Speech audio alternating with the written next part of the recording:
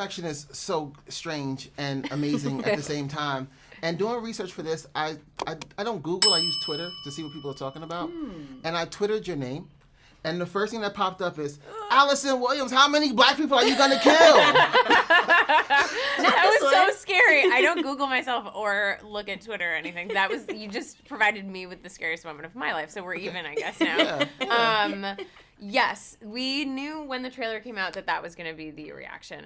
And I sort of knew that was going to happen. And it's okay. It's okay. Cool. I don't know how else to put it without saying too much, but that's okay if you go into the movie thinking that.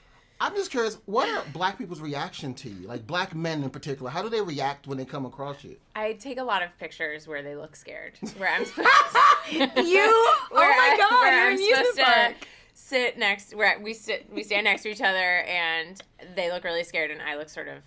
I always ask, like, I've been asked to hold keys before. Like, it's a part of my life now. And luckily, they don't seem to actually be scared of me. They're able to draw the line between, like, who I am and who Rose was. But it's just exciting. It's cool to have people engaging with a movie in any kind of way like that, in a way that's so visceral, even if it means that people take twice as long to actually relax in my presence. You hold keys? Your keys or other people's keys? Either. Okay. If someone just is That's like, amazing. someone have some keys. And then when you're going through this script, because there are so many twists and turns, it's like 3 movies in one. When you're going through this script and you get to see all of the stuff you get to do, what goes through your mind? How much fun is it? Do you like, oh, I can't wait? Yeah, literally jumping out of my seat. When I first read it, it was a page turner, and that's how I know it's something I want to do. Because sometimes you get a script, and I can read the first few pages, and I'm like, I'll get back to this.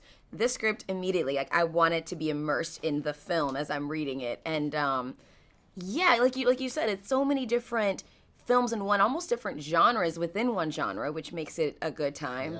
Yeah.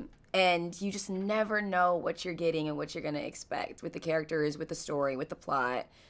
With the purpose of the film. It's a dream.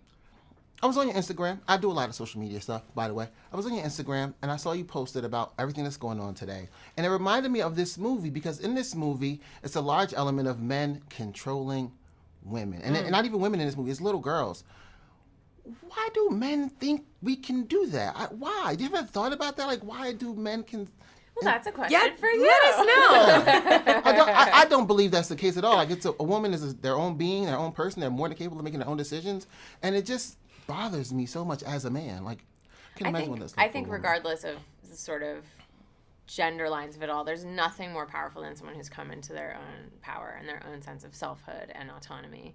And I think there's also nothing more threatening to the people who seek to control them. And so I think the more we can form people in our world who feel completely in their bodies and like they are governing what anyone can control about themselves, their soul and their pride and their sense of worth, then it's a better world.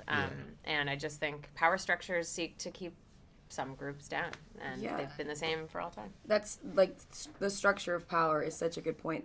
That is something that you can compare to the film, to real life. It's this system of patriarchy has existed forever, and when things have been done a certain way, they just perpetuate forever until somebody steps in and says, this isn't right. It's time to break this cycle. So that's what's happening in our world, is these things have just happened. This is just the world we live in, and everyone has just kind of been like, okay, cool. This is just the way it is, but everyone isn't being enlightened and waking up and realizing, no. That's what happens every time there's a civil rights movement, because they continue to happen throughout history, where people are finally enlightened and realizing, like, this is not the way everyone should live.